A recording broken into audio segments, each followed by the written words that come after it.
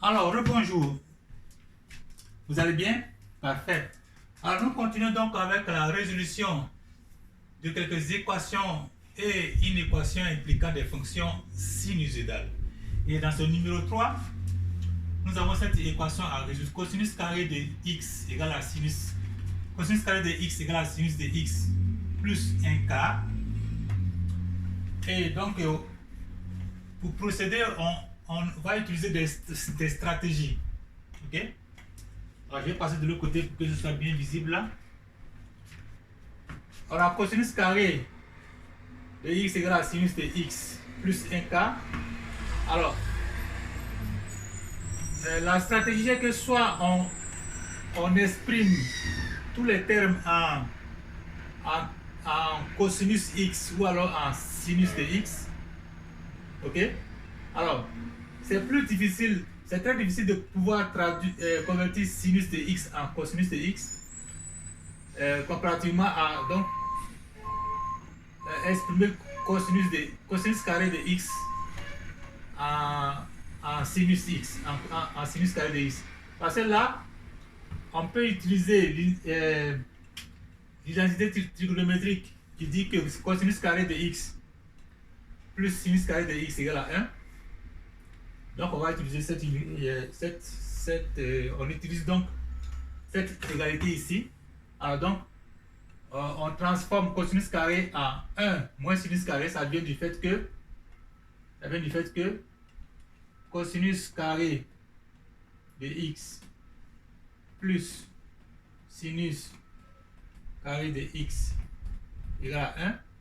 Ça, c'est notre première identité trigonométrique qu'on avait pu démontrer là, pendant la première leçon. Donc, on utilise cette identité trigonométrique, cosinus carré plus sinus carré égale à 1. Donc, de cette égalité, on isole donc cosinus carré qui est égal donc à 1 moins sinus carré. Donc, c'est ce qui est là. 1 moins sinus carré de x égale donc à tout ce qui était là à droite de l'égalité. Ensuite, on va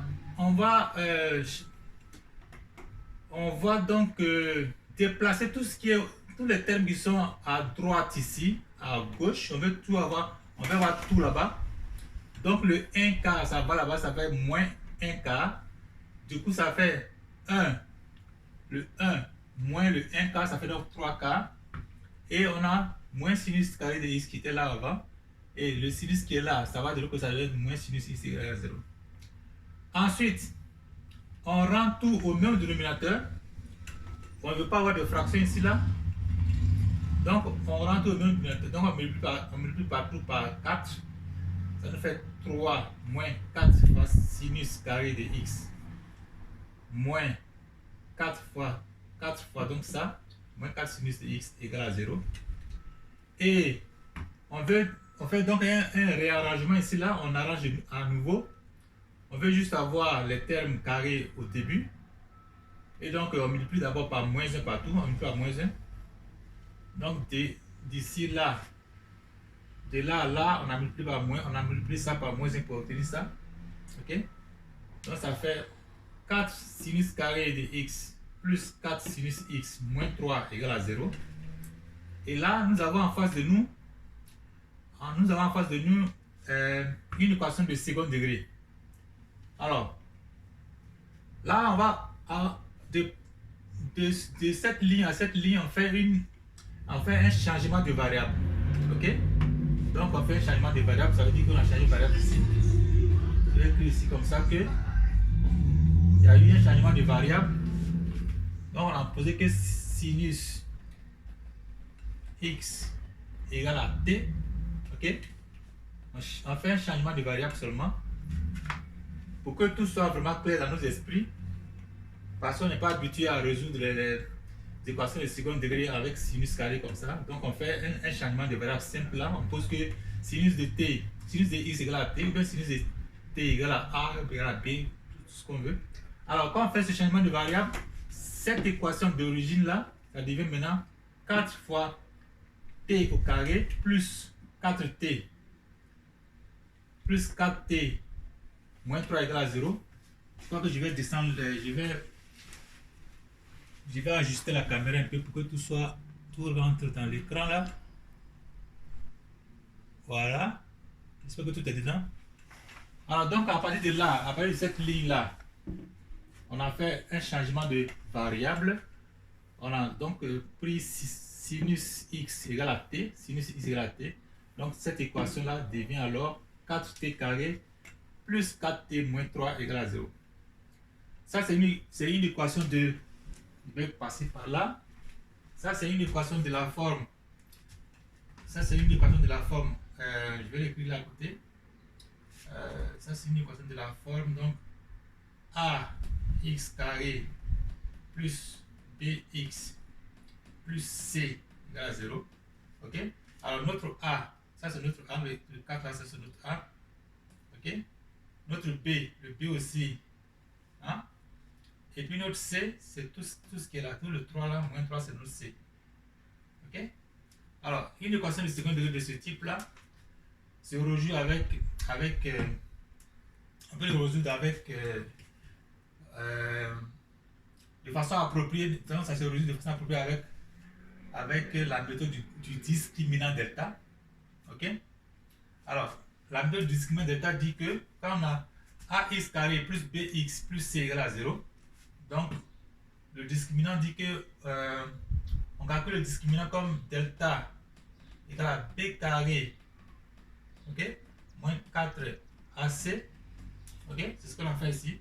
Donc le b c'est 4 au carré, b au carré c'est 4 au carré, voici le b, 4 au carré, moins 4, le 4 là c'est toujours là, moins 4 fois a, notre a c'est 4 aussi, fois c, le c c'est moins 3 ici, et tout ça ça fait 64, et 64 ça fait 8 au carré, ok.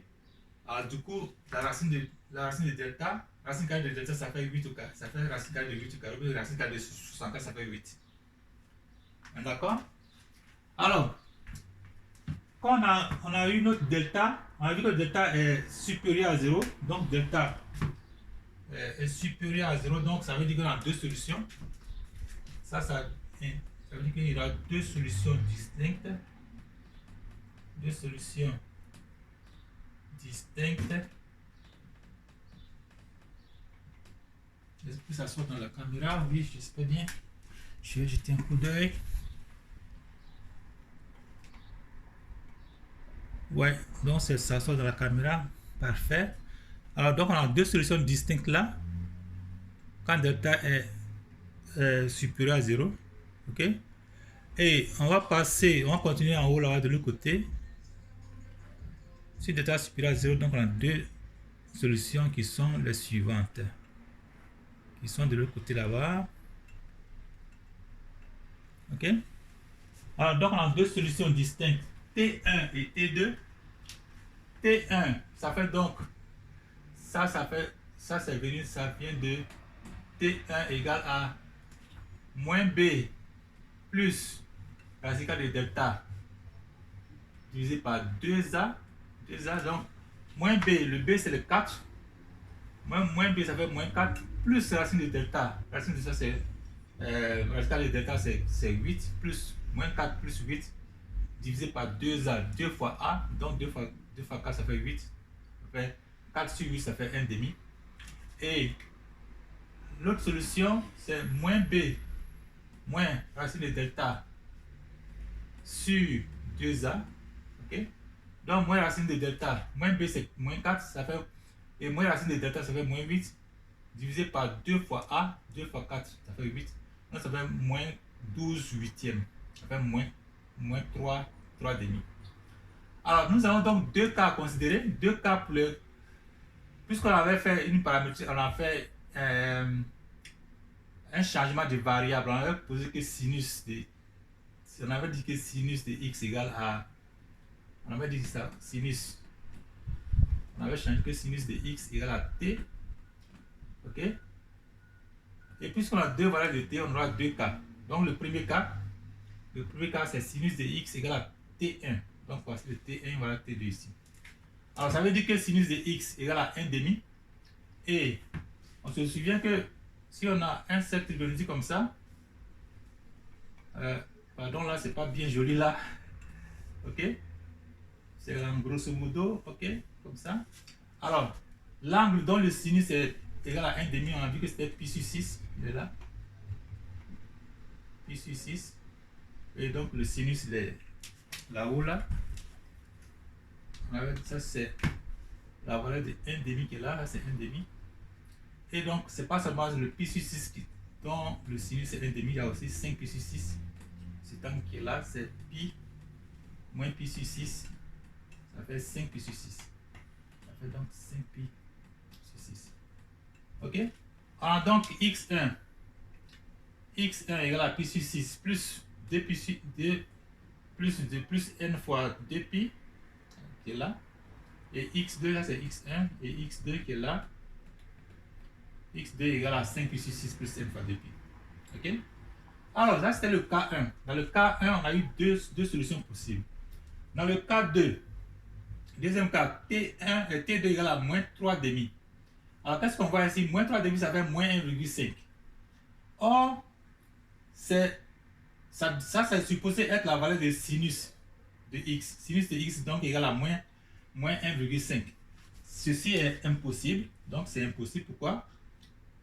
Ça, c'est un cas impossible, car quel que soit x appartenant à R, la valeur de sinus de x est toujours comprise entre moins 1. Est-ce que tout cela, ça sort? Est-ce que tout cela, ça sort dans la caméra?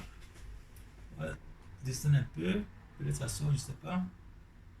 On va bien descendre comme ça.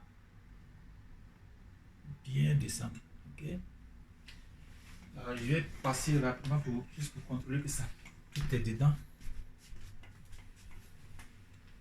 Ouais, ça devait être dedans là. Voilà. Donc tout est dedans, je crois. Alors, ce cas-là est impossible parce que, quel que soit x appartenant à R, la valeur de sinus est comprise entre 1 et moins 1. Donc là, ce sont les valeurs de sinus x. C'est compris entre moins 1 et 1. Or, ça veut dire que ça, c'est égal à... Ça, c'est supérieur à... Ça veut dire que c'est moins 1,5. Donc, ce cas est impossible. Ok? Alors, si ce cas est impossible, les seuls cas possibles sont donc les deux valeurs de x qu'on avait obtenues au départ. Ok? Alors, donc, notre réponse est donc ce qu'on a obtenu au départ. x1 égale à pi sur 6 plus n fois 2pi. Et puis x2 égale à 5 pi sur 6 plus n fois 2pi. Ok? Alors, si vous regardez bien, le problème là, ça ressemble beaucoup à l'un des exercices de votre devoir là. Donc, vous avez reçu de l'aide considérable parce que c'est juste dans votre devoir, je vais juste montrer là. Dans le devoir, c'était que, voilà, je veux que ça sorte bien maintenant, comme ça. Alors, dans le devoir, on va faire comme ça. J'espère que tout est dedans, oui. Alors, dans le devoir, donc ici, au lieu de cosinus carré, vous avez donc sinus carré. Au lieu de sinus x, vous avez cosinus x, et puis bon, le reste, c'est la même chose là. Ok? Alors, donc, j'espère que vous allez vous en sortir avec cela. Et puis, on va passer à autre chose. Ok?